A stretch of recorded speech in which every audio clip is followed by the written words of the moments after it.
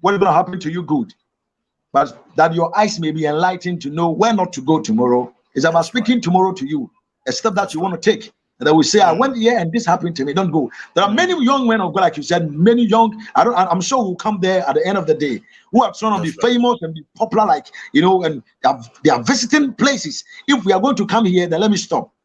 If we are going to come this, we are going to talk about this, then man of God, let me stop. But if we are not coming back to this story, then let me finish this portion. Because I know most of the young ones that are watching us right now, that may be watching afterwards. Somebody's going to share a link later and somebody will see it. We might bless a soul, just a soul. Somebody want to go somewhere. Somebody is planning to go to Benin.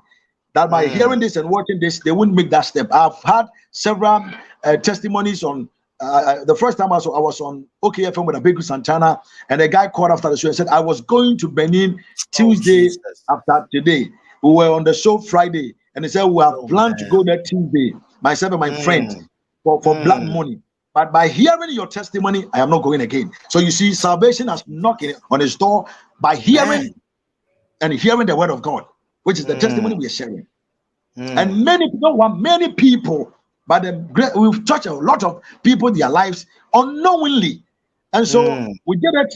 And how do we call it? They conspired to use me as sacrifice because I didn't understand what they said. And because they are from the same, they are the same tribe, from the same hometown, same village. So it is better for them to make it happen. It's good to see your tribe person, your native person making it, rather than seeing somebody who's not from your home, like far from you. So they have to use me for sacrifice. I didn't know. So we left the place. And this is how it started. The prophets and the apostles hearing us, the young ones and even the old one. Let's be very careful with our dreams, no matter how anointed we think we are. I say this, the first prophecy, the first medium that God prophesies to men is through dreams. Even before another person sees or hear anything, before Saul will get to the place of Samuel, the Lord has spoken to him. And by speaking to him, the Bible didn't let us know how. It might be in his dream. And we saw that even Job chapter 1, Satan visited Job in his dream. When sleep fell on him, he thought the devil was around. So all the calamities that fell on him started from the realms of the spirit. And the realm starts from dream. So as we left the place, waiting for something big to happen, because we had so many had promises and all that. You guys are going to make it by doing this. This will happen, and so we relied on that guy's words, and we're waiting to see manifestation. Now, my dreams started from my dreams. The Lord started speaking to me. Whenever He will speak, He will.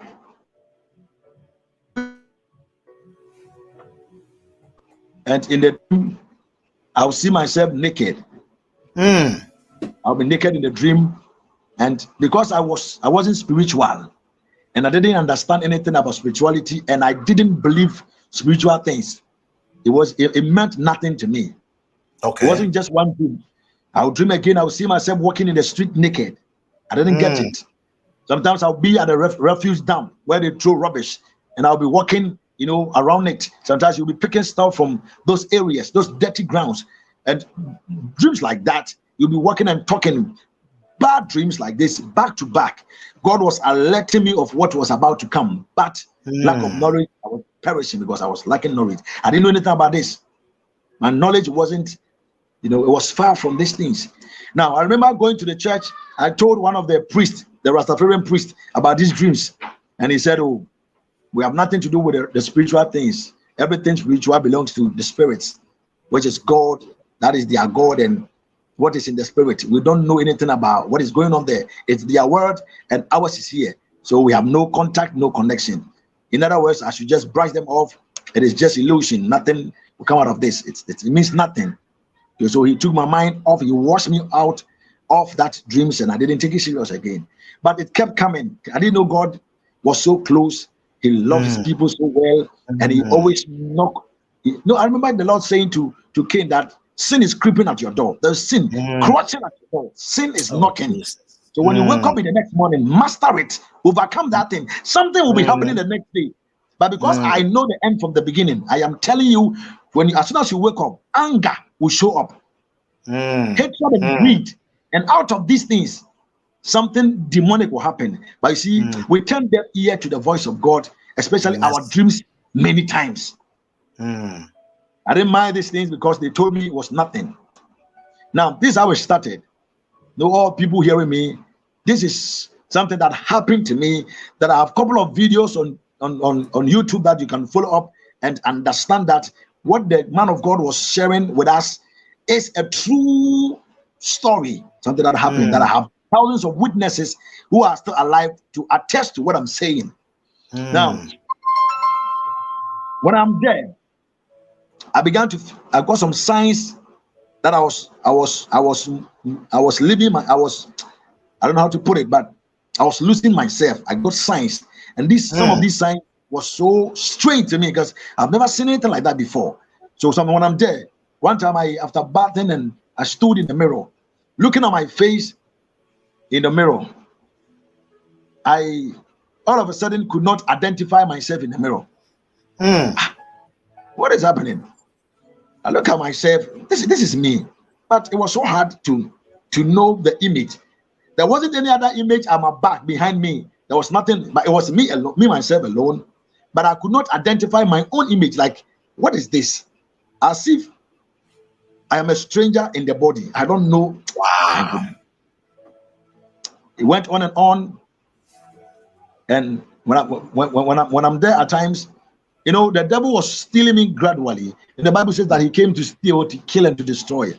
He was eating me up bit by bit, so I will not know what was happening to do something about it. Aside the dream the Lord revealed to me, everything the devil was doing was with craftiness, with so smart mind and intelligent. He was so, with much intelligence, so you won't know what was happening. I'll look at my hand like this, and I was like, no, I don't recognize this hand, as if it doesn't belong to you. You don't know your own hand. Just imagine how possible for you to say you cannot recognize your own right hand or your left hand. So like, what is this? I began to hide my hands from myself. I want to hide, like, I don't know how to put it, but this was the feeling, and it was happening to me. Now I started hearing voices after these signs. When I'm walking by the street, I will hear a voice telling me, you see the bread on the ground, take it and eat it. And then as soon as I hear the voice, with me, what is on the ground is okay for me. At that time, when I hear the voice, it's like my attention is drawn to the bread, the food on the ground. And as soon as I hear the voice telling me to take it, and I look at it, it is okay for me. I can eat it. There's nothing wrong with it. So when I try to go up and pick it up from the ground, I'll hear another voice saying, when was the last time you ate from the ground? Don't take it. Then I will leave it. Yes. It wasn't just once. It wasn't just twice. It went on and on and on. These things that I'm talking about, from the signs that I started, experiencing, and then the voice that I started hearing, it went on and on and on and on, close to 2 years. I say this everywhere, close to. So you can take it 2 years or close to 2 years. When I'm walking by the gutter side and I see the water in the gutter, I hear a voice, drink it. It is okay. And when I turn my eye to look at the water in the gutter, in my eyes, it is okay. Okay. And so whenever I try to obey, why? Because I have sold my soul to a deity. He owns my life. By shedding my blood, I have given myself away. That whatever he wants, let him do with me. Jesus said, I know my sheep. They know me. They hear my voice and they follow. That's right. And so the devil also have goats. Jesus has sheep. The devil have goats. And I was one of the goats. And we know him. And when he speaks, we hear. Okay. He's a master. You cannot serve a master you don't hear his voice. How possible? That's right. That's right. That's right. Every baby, every mother of a child knows the sound of the cry of their children.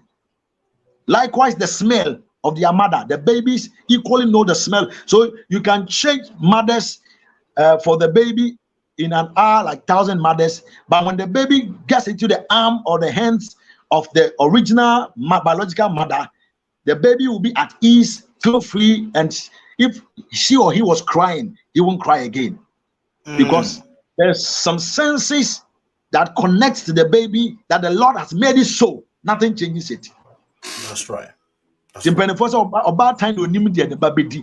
is it. That's right. And so because I have sold my soul, let's get this right. In many ways, we are selling our souls unknowingly, but my own, I did know it, but I was out of ignorance because I didn't know the Bible and what it says. But many people are selling their souls unknowingly, which I know the Lord will help us. And so I saw that, and I have to hear the Master's voice. And when he speaks, I must obey. So when he says it, I goes down to obey. Then another voice will redeem me from not doing what I'm being commanded to do.